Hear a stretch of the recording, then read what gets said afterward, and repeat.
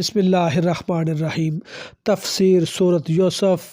امام النحاس اول شیخ ابن مردویہ رحمۃ اللہ علیہ نے حضرت ابن عباس رضی اللہ تعالیٰ عنہما سے روایت کیا ہے، فرماتے ہیں کہ سورہ یوسف مکہ میں نازل ہوئی۔ امام حاکم نے حضرت رفاعہ بن رافع سے روایت کیا ہے کہ انہوں نے اور ان کے خالزاد بھائی معاذ بن عفرہ نے سفر شروع کیا اور مکہ میں پہنچ گئے۔ یہ انصار کے 6 افراد کے نکلنے سے پہلے کا واقعہ ہے۔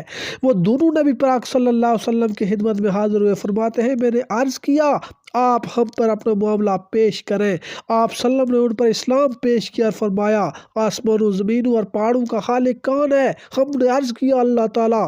پھر پوچھا تمہیں کس نے پیدا کیا؟ ہم نے عرض کیا اللہ تعالیٰ نے۔ پھر پوچھا وہ بت جن کی تم عبادت کرتے ہو یہ کس نے بنائے ہیں؟ ہم نے کہا یہ ہم نے بنائے ہیں۔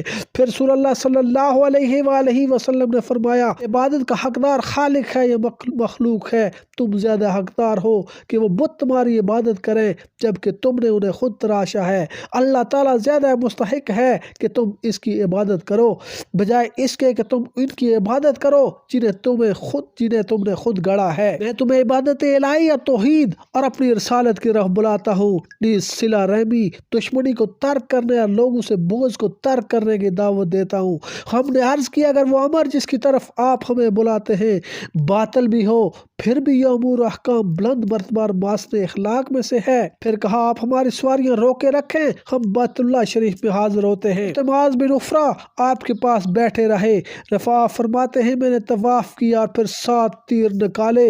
میں نے ان میں سے ایک تیر نکالا پھر قبلہ کی طرف متوجہ ہوا، اس کو بیت اللہ پر پھینکا اور کہا کہ اگر وہ دین حق ہے جس کی طرف محمد مصطفیٰ صلی اللہ علیہ وآلہ وسلم دعوت دیتے ہیں تیر کو 7 مرتبہ باہر نکال۔ فرماتے ہیں کہ میں نے وہ تیر پھینکا تو وہ 7 مرتبہ باہر نکلا۔ میں نے بلند آواز سے کہا اشہد ان لا الہ الا اللہ واشہد ان محمدا عبدہ ورسولہ۔ لوگ میرے ارد گرد جمع ہو گئے اور کہنے لگے یہ مجنون ہے، یہ شخص اپنے دین سے پھر گیا۔ میں نے کہا نہیں بلکہ میں مومن ہوں۔ اس کے بعد میں مکہ کے بالائی علاقے کی طرف آیا۔ جب مجھے معاذ نے دیکھا تو کہا رافع ایک ایسا چہرہ لے کر آیا ہے جو وہ لے کر نہیں گیا تھا۔ پھر میں بھی حاضر خدمت اور ایمان لایا۔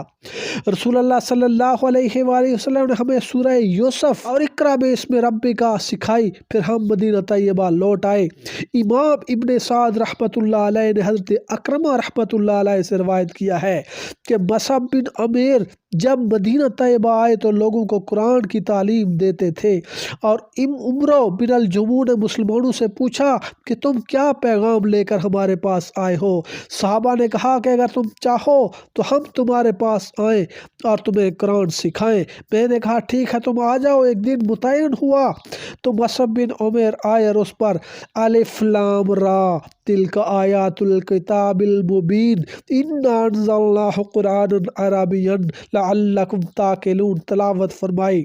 بہقی نے دلائل میں قلبی کے طریق سے ابو صالح ابن عباس رضی اللہ تعالیٰ عنہما کی سند سے روایت کیا ہے۔ ایک یہودی عالم نبی پاک صلی اللہ علیہ وآلہ وسلم کے پاس حاضر ہوا۔ رسول اللہ صلی اللہ علیہ وآلہ وسلم سورہ یوسف کی تلاوت فرما رہے تھے۔ یہودی عالم نے کہا کہ اے محمد آپ کو یہ آیات کون سکھاتا ہے؟ رسول اللہ صلی اللہ علیہ وآلہ وسلم نے فرمایا مجھے اللہ تعالیٰ سکھاتا ہے۔ یہودی نبی کریم صلی اللہ علیہ وآلہ وسلم کی تلاوت سن کر بہت ہی متعجب ہوا اور یہود کے پاس آ کر کہنے لگا کہ اللہ کی قسم محمد صلی اللہ علیہ وسلم اس طرح قرآنی آیات پڑھتے ہیں کہ جس طرح تورات میں نازل ہوئی۔ چند یہودی نبی پاک صلی اللہ علیہ وسلم کے پاس آ گئے اور آپ کی صفات کو پہچانا، آپ کے کندھوں کے درمیان مور نبوت دیکھی۔ انہوں نے آپ صلی اللہ علیہ وسلم سے سورہ یوسف کی قرأت سنی، تعجب کا اظہار کیا اور اسی وقت اسلام قبول کر لیا۔ امام ابن ابی شیبہ رحمۃ اللہ علیہ نے المصنف میں حضرت عبداللہ بن عامر بن ربیع رضی اللہ تعالیٰ عنہ سے روایت کیا، فرماتے ہیں میں نے صبح کی نماز میں حضرت عمر کو سورہ یوسف کی تلاوت کرتے ہوئے سنا۔ بسم اللہ الرحمن الرحیم، اللہ کے نام سے شروع کرتا ہوں جو نہایت مہربان اور نہایت رحم کرنے والا ہے۔ الف لام را تلک آیات الکتاب المبین، الف لام را یہ آیتیں ہیں روشن کتاب کی۔ امام عبد الرزاق ابن جرار ابن منظر ابن ابی حاتم رحمۃ اللہ علیہ نے حضرت قتادہ رحمۃ اللہ علیہ سے روایت کیا ہے کہ کتاب مبین سے مراد ہے کہ اللہ تعالیٰ اس کتاب کی برکت، ہدایت اور رشد کو بیان فرماتا ہے۔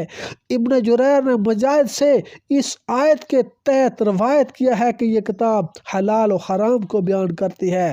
حضرت امام ابن جریر رحمۃ اللہ علیہ نے حضرت خالد بن معاذ رحمۃ اللہ علیہ کے سلسلے سے اس آیت کیا فرماتے ہیں، اللہ تعالیٰ ان حروف کو بیان فرماتا ہے جو عجمیوں کی لغت میں نہیں، وہ حروف 6 ہیں۔ اِنَّا أَنزَلْنَاهُ قُرْآنًا عَرَبِيًّا لَعَلَّكُمْ تَعْقِلُونَ، بے شک ہم نے اتارا یعنی قرآن کو عربی میں تاکہ اسے خوب سمجھ سکو۔ امام طبرانی، ابو الشیخ حاکم اور ابن مردویہ اور بیہقی رحمۃ اللہ علیہ نے شعب الایمان میں حضرت ابن عباس رضی اللہ تعالیٰ عنہما سے روایت کیا ہے، فرماتے ہیں کہ رسول اللہ صلی اللہ علیہ وآلہ وسلم نے فرمایا، میں عربوں سے 3 وجوہ کے اعتبار سے محبت کرتا ہوں، کیونکہ میں خود عربی ہوں، قرآن عربی ہے اور جنتیوں کا کلام ہے۔ ابو الشیخ اور ابن مردویہ رحمۃ اللہ علیہ نے حضرت ابو ہریرہ رضی اللہ تعالیٰ عنہ سے روایت کیا ہے، فرماتے ہیں کہ رسول اللہ صلی اللہ علیہ وآلہ وسلم نے فرمایا، میں عربی ہوں، قرآن عربی ہے اور اہل جنت کا کلام عربی ہے۔